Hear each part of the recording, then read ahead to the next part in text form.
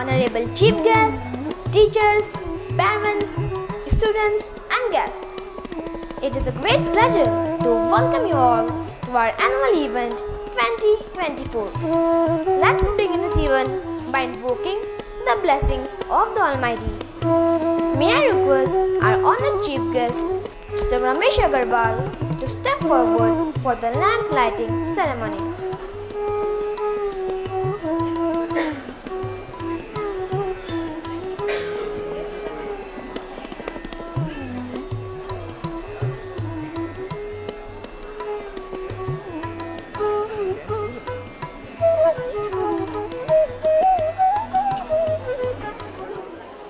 A very warm welcome to all of you present here, distinguished guests, respected parents, dear teachers, and dear student friends. It's truly an honor to stand before you all today on this auspicious occasion.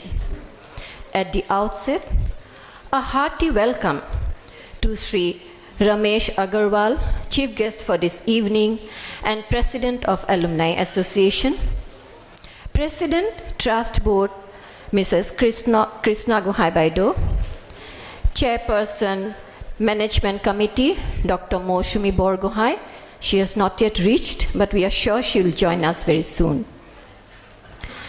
Advisor to Management Committee Sri Komaljuti Gogoi Sir and Kobita Rajguru Baido. They are also yet to join us.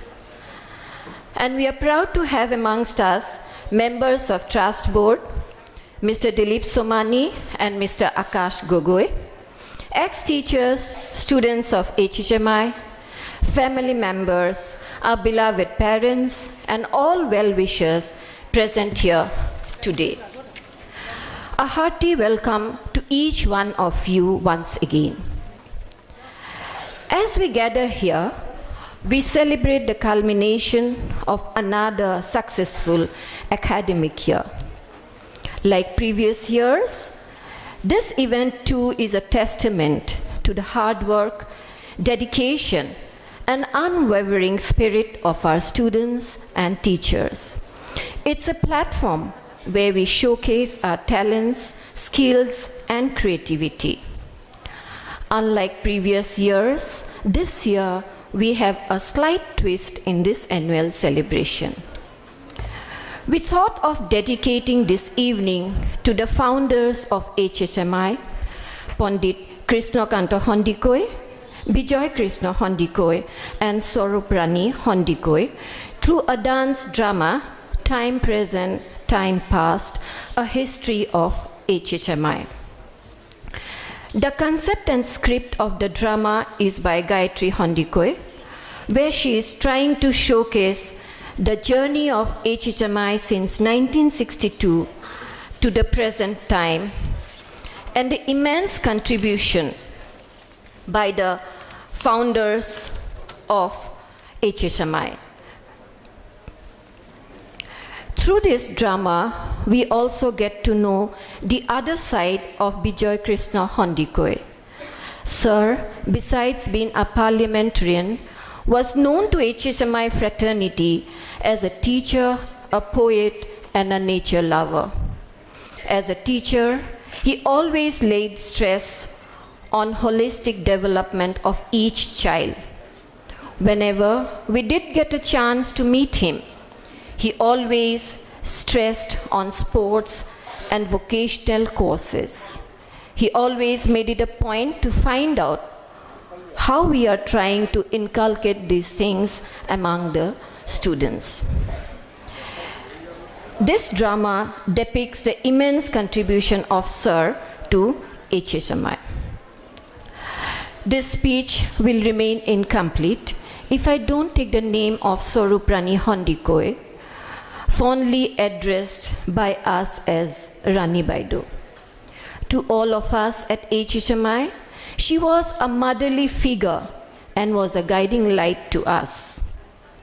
The green campus that we see today at HHMI was mostly planned and executed by Rani Baido. For the immense contributions by these founders and the responsibilities that they shouldered to establish HHMI, we, the entire family of HHMI, have gathered here to pay our tribute to them through this drama. As we move forward with this dance drama today, we would get to know more about HHMI from many of our students, ex-students and ex-teachers. We are really very, very fortunate to have each one of you amongst us. Without further ado, let's proceed to enjoy the drama Time Present, Time Past. Wish you all a very pleasant evening. Thank you. To instill a sense of unity and pride in our hearts, let us sing a school song by our former teacher, Miss Anne Bush.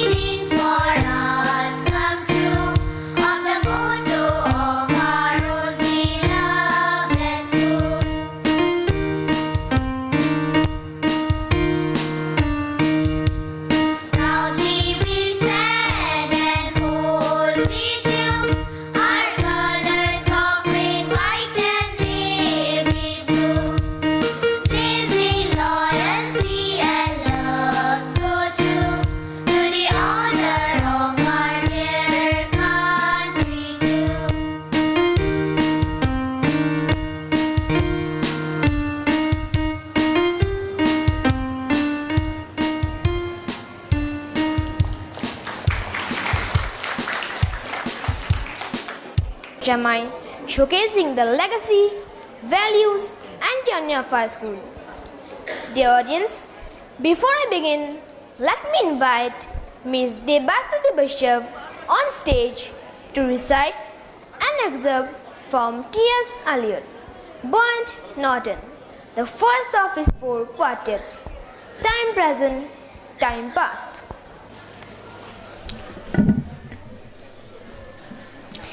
Time present, time past are both perhaps present in time future and time future contained in time past.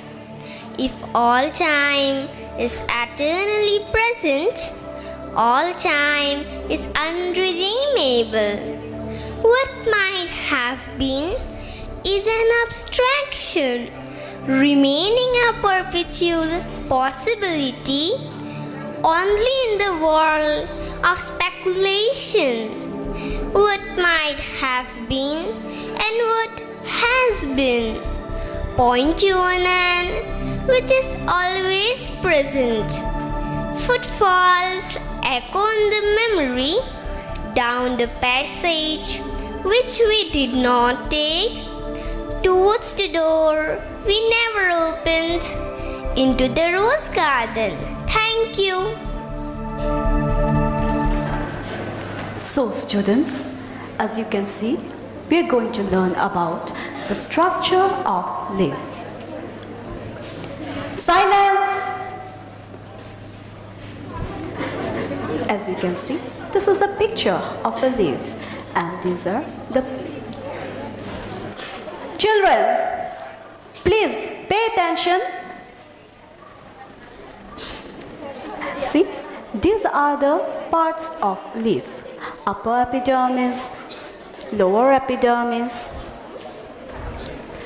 All right, let's take a break. It seems like most of you aren't in the mood to study today. Yes, ma'am.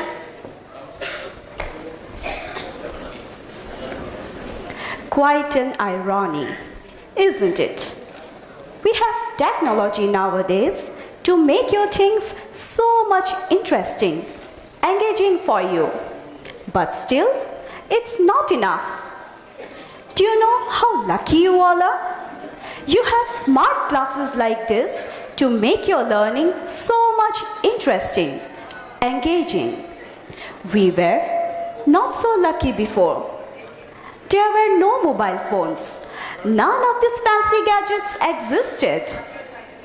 In fact, did you know that when HHMI started, we didn't even have proper classrooms? No classrooms, ma'am. Yes? No classroom? What do you mean, ma'am? Where were the classes held then? Well, at least I managed to get your attention. Did you know that our school was in Jorhat Club when HHMI first started? Jorhat Club? Ma'am, Yes? why did we have the school in a club? We have such a beautiful campus here. Yes, Jorhat Club. It was school in the first half and went back to a club in the evening. In fact, it didn't even have proper classrooms.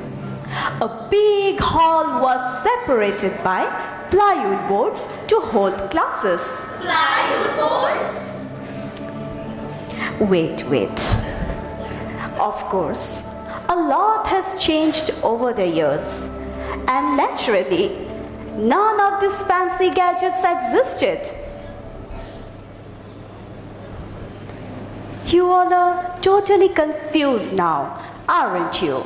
Yes, ma'am. All right. Let's go back even farther from Jorhat Club.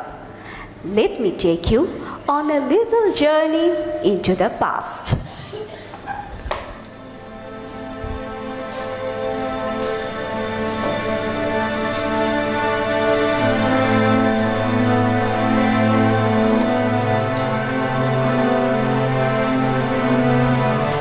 We should be extremely proud of our school's legacy because it was founded by Professor Krishna Kanta Hondikoi. He was renowned all across the world for his internationally acclaimed literary work.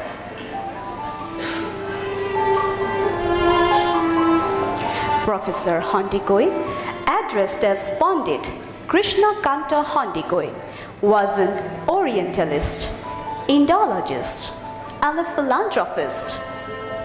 He was the recipient of Padma Shri, Padma Bhushan, and Sahitya Akademi Award for his literary contribution. The Indian Post and Telegraph's Department issued a commemorative stamp in honor of Pandit Hondikoi posthumously.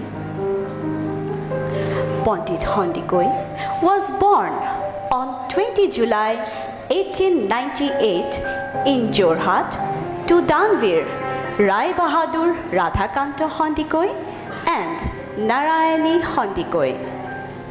Their names are integral in the history of language, culture, and education, both well known for their philanthropic work in Assam. These are only some of their contributions to the Assamese society. Handik Girls College in Guwahati, Narayani Hondikoi Historical Institute, Guwahati, Chandrakanta Hondikoi Bhavan in Jorhat, to name only a few. Narayani Hondikoi, in particular, was involved in working towards the empowerment of women. She was closely associated with the Mohila Committee of Assam and was responsible for the starting of Jaymoti Udhab, which is celebrated even to this day.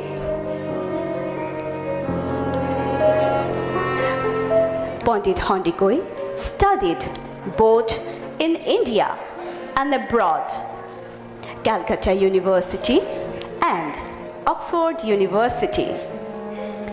He was well versed in 13 languages, 8 foreign languages, and 5 Indian languages.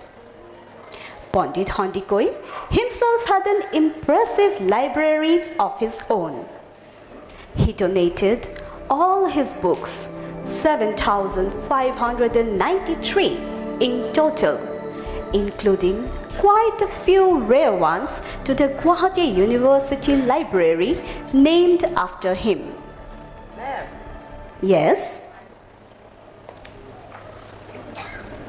Pandit Hondikoi was abroad for so many years, but why do we see him only in dhoti kurta?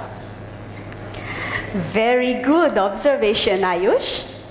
When Pandit Hondikoi returned to India after completing his studies abroad, he discarded his Western clothes and landed in India wearing dhoti kurta. He continued in this traditional attire for the remaining part of his life. It was his sense of duty to his country and allegiance to the spirit of Swadeshi Andolan. Yes?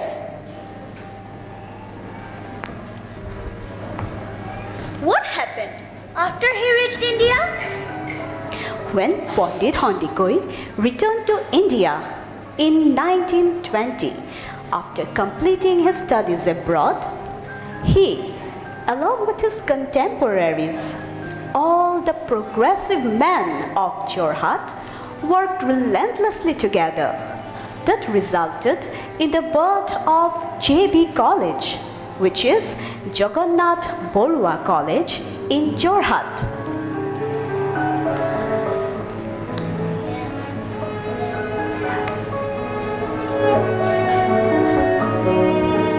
Pandit Hondikoi became the first principal of this college and remained in this post for 18 years without taking any salary. Can you imagine? Wow!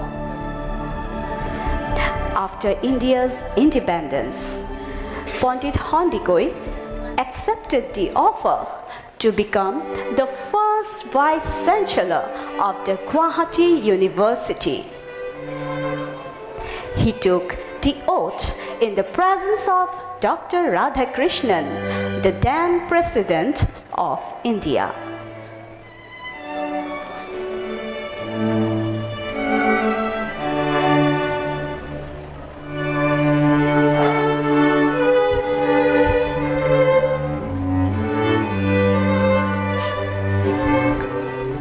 After 9 years of being in the post as the Vice-Chancellor, Pandit Hondikoi returned to Jorhat.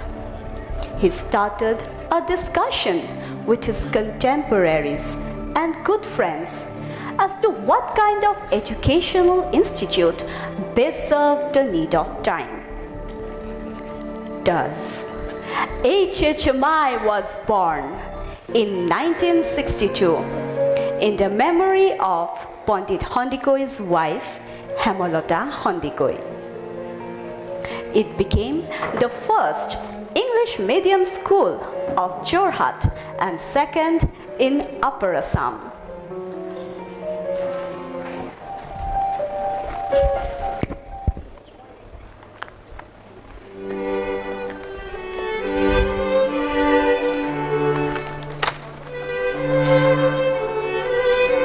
Hemalata Hondikoi was the direct descendant of the Buraguhai lineage of the Ahom dynasty. She was a bright student and studied till class 10, which was extremely rare those days. While Pandit Hondikoi spent all his time buried under the books and stayed within the confines of his home, his wife, on the other hand, played an important role in filling up the space left vacant by Pandit Hondikoi. She kept an active social life and bringing up her 3 children single-handedly.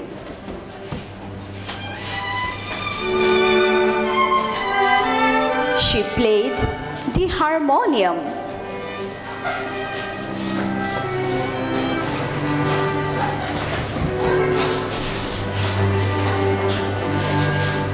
sang Rabindra Sangeet,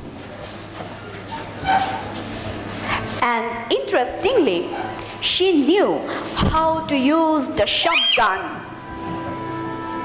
which was taught by her father-in-law, Radhakanta Hondikoi.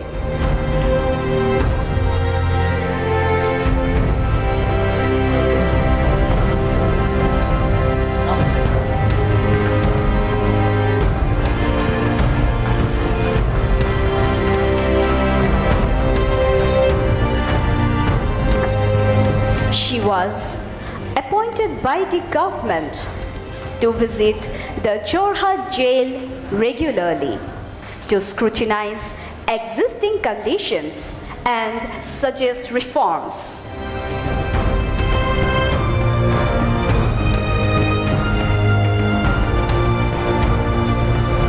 She died at the early age of 47 in 1961. After her death, the family donated all her jewelry towards the Emergency Relief Fund supporting the Indian Armed Forces during the Indo-China War. A few months after our school, HHMI was established.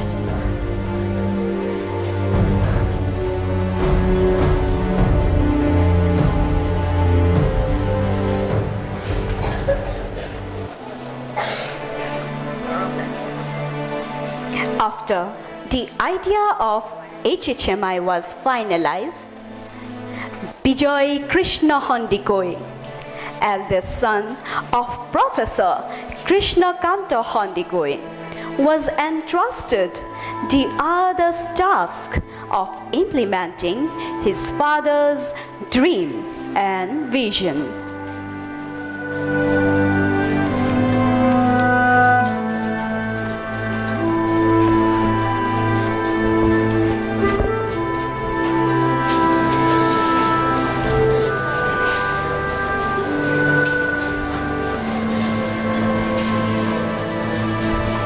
Now, the hunt begins for a rented place to start the school.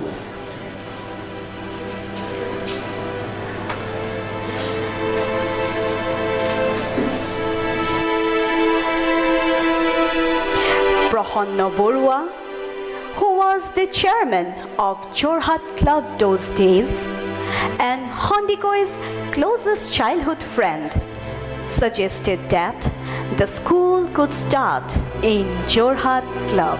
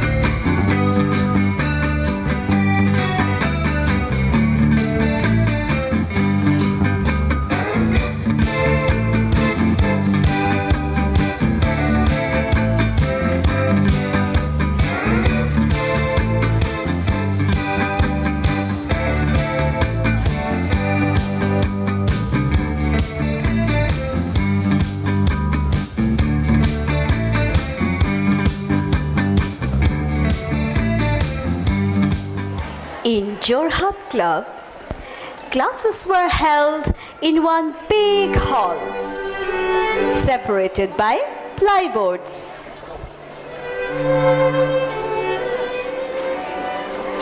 Bijoy Krishna Handikoy sir took complete control, looking after each and everything of the new school, starting from admissions and to hiring teachers. Very soon, things settled down and classes started to be held regularly.